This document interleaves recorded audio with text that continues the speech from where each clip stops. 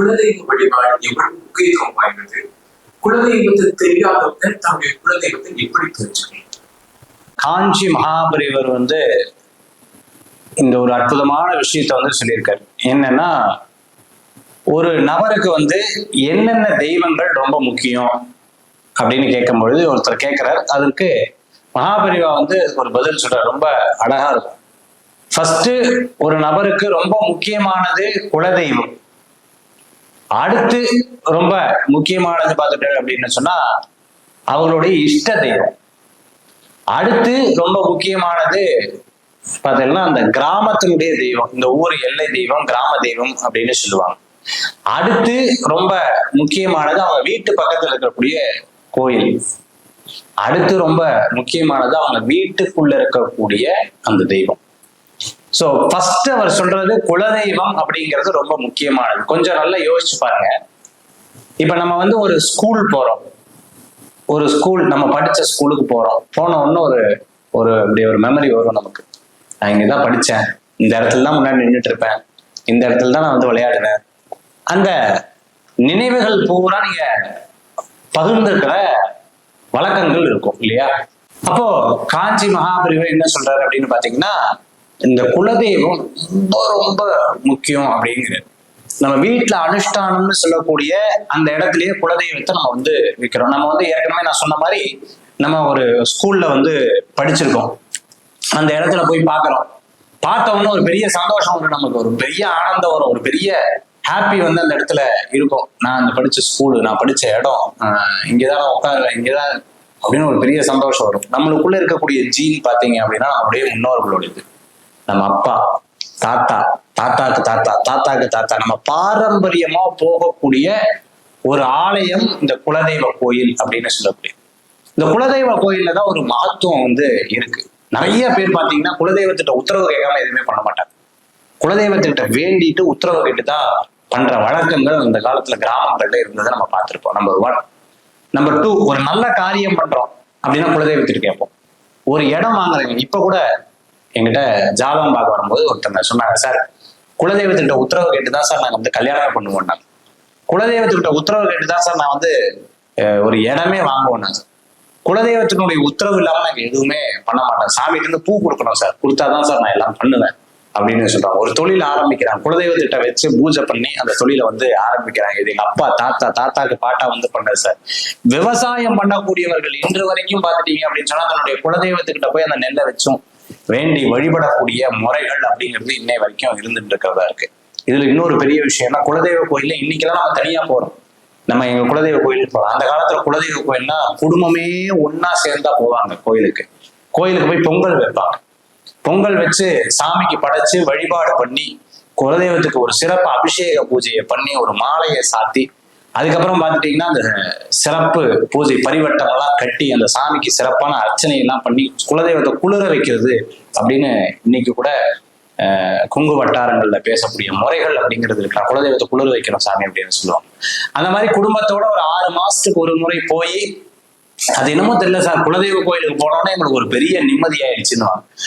ஒரு இறப்பு அந்த மாதிரி ஏற்பட்டதுன்னா அந்த வருஷம் பூரா குலதெய்வத்து கோயிலுக்கு போலேன்னா அவங்க ரொம்ப துக்கமா இருப்பாங்க. நாங்க குலதெய்வ கோயிலுக்கு போக முடியல சார், அதுதான் எங்களுக்கு ரொம்ப வருத்தமா இருக்கு அப்படின்னு சொல்லுவாங்க.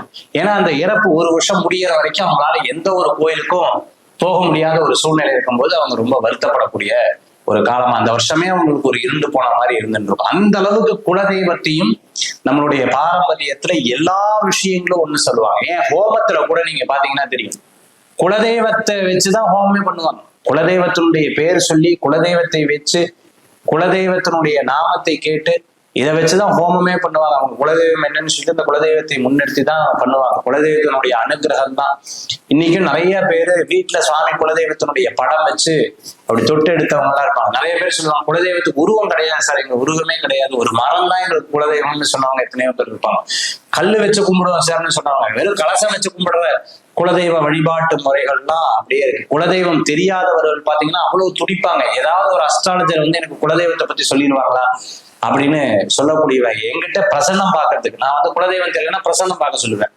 பிரசன்னம் பார்க்கறதுக்கு அவ்வளோ அப்பாயின்மெண்ட் புக் ஆகும். அவ்வளோ பேர் சொல்லுவாங்க, சார் குலதெய்வம் தெரியணும் சார், எல்லாரும் குலதெய்வத்தை வேண்டாங்க, எங்க குலதெய்வம் சரியா நாங்க பண்றோமான்னு கூட எங்களுக்கு தெரியல சார் அப்படின்னு சொன்னவர்கள் ஏராளமான பேர் இருப்பாங்க. குலத்தை காக்கக்கூடிய தெய்வம் குலதெய்வம்னு சொல்றது, அந்த குலத்தை அபிவிருத்தி பண்ணக்கூடிய தெய்வம். உங்களுக்கு சாதாரண விஷயம் இல்லை. நீங்க நிறைய பாத்தீங்கன்னா அதுக்கு ஜோதிட சாஸ்திரத்துல 5ஆம் இடம் தான் அந்த குலதெய்வம், 9ஆம் இடம் தான் குலதெய்வம். இந்த 5ஆம் இடம் 9ஆம் இடம் கெட்டு போயிடுச்சுன்னா போச்சு. நீங்க பிரசன்னம் பார்க்கக்கூடிய முறைகள்ல குலதெய்வத்தின் அனுகிரகம் இருந்தாதான் பிரசன்னமே பார்ப்பாங்க. அதுல ரொம்ப ரொம்ப ரொம்ப ரொம்ப அவசியமான ஒரு விஷயம் அப்படின்னு சொன்னா அவ்வளவு முக்கியம் குலதெய்வ வழிபாடு. குலதெய்வ வழிபாடு இஸ் ஈக்குவல் டு புத்திரஸ்தானம். குலதெய்வ வழிபாடு இஸ் ஈக்குவல் டு நம்மளுடைய ஐதீக வழிபாட்டு முறைகள் அப்படின்னு நம்ம எடுத்துக்கலாம். ஒரு முறை நான் வந்து துபாய்க்கு போயிருந்தேன். நடந்த ஒரு விஷயம், ஒரு வீட்டுல உட்காந்து பேசிட்டு இருக்கேன். அவங்க என்கிட்ட கேட்கறாங்க, குலதெய்வம் எனக்கு தெரியல, நான் என்ன பண்றதுன்னு கேட்டாங்க. நான் சொன்னேன், சரிங்க நீங்க ஒண்ணு பண்ணுங்க, ஒரு கலசம் வச்சுக்கோங்க, ஒரு அரிசி தட்டத்துல அரிசி வச்சு ஒரு கலசம் வச்சுக்கோங்க. அந்த கலசத்துல டெய்லி பிள்ளையார மனசரை வேண்டிட்டு ஓம் கணபதியே நமகன்னு சொல்லிக்கோங்க. இன்னொன்னு குலதெய்வ தாய நமக அப்படின்னு வேண்டிக்கோ. இது ஒரு 13 நாள் பண்ணுங்க. 2 கல்கண்டு மட்டும் டெய்லி நைவேத்தியம் பண்ணிருங்க. சரி பண்றேன்னு சொன்னாங்க. இந்த 13 நாட்களுக்குள்ள உங்களுக்கு ஏதோ ஒரு வகையில, ஒரு நாளிதழ்லையோ ஏதோ ஒரு வகையில உங்க குலதெய்வம் திருப்பி திருப்பி ஒரு நாள்ல உங்களுக்கு கண்ணில் தட்டுப்பட்டதுன்னா அதுதான் உங்க குலதெய்வம் அப்படின்னு சொல்லியிருந்தேன். ஏன்னா குலதெய்வம் தன்னைத்தானே வெளியில, அவங்களுக்கு வந்து ரஜினி சார் வந்து ரொம்ப அழகா ஒரு வார்த்தை சொன்னார். என்ன அப்படின்னா, கோயில்ல சிலை வடிவம் இருக்கு பாத்தீங்களா, அந்த சிலை வடிவத்துக்கு ஒரு சக்தி உண்டு. சிலை வடிச்சு அந்த சிலை வடிவத்துக்கு ஒரு சக்தி உண்டு. சித்தர்கள் ஒரு சாமியை பிரதிஷ்டை பண்றாங்கன்னா அந்த தெய்வத்துக்கு ஒரு சக்தி, ஒரு உன்னதமான சக்தி வந்து அதுக்கு இருக்கு. சில இடங்கள்ல சுவாமி சுயம்புவா வருவாங்க.